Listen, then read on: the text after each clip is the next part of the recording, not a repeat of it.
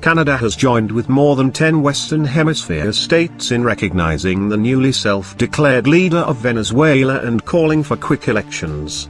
In front of thousands of supporters, National Assembly leader Juan Guaido declared himself interim president on Wednesday, something that he says is his right under the country's constitution. U.S. President Donald Trump immediately recognized Guaido, saying in a written statement that he represents the only legitimate branch of government duly elected by the Venezuelan people. In a joint statement issued later on Tuesday, the foreign ministers of Argentina, Brazil, Canada, Chile, Colombia, Costa Rica, Guatemala, Honduras, Panama, Paraguay and Peru said they recognize and give their full support to Guaido. They called for new elections, in the shortest time, with the participation of all political actors and with the international guarantees and standards necessary for a democratic process, according to one translation.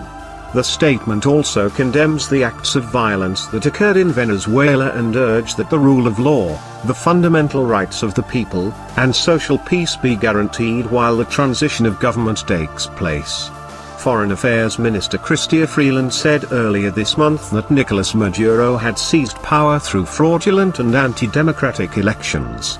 The Maduro regime is now fully entrenched as a dictatorship, Freeland said at the time. The suffering of Venezuelans will only worsen should he continue to illegitimately cling to power. Socialist Maduro declared victory last May following an election in which popular opponents were banned.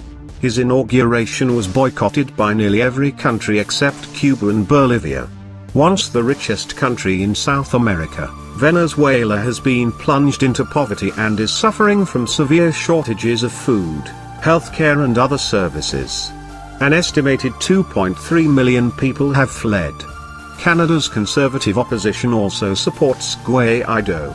Foreign Affairs critic Erin O'Toole and ethics critic Peter Kent issued a statement on Tuesday saying the party stands with them in opposing the extreme socialist policies that have led to the starvation and suffering of millions of citizens.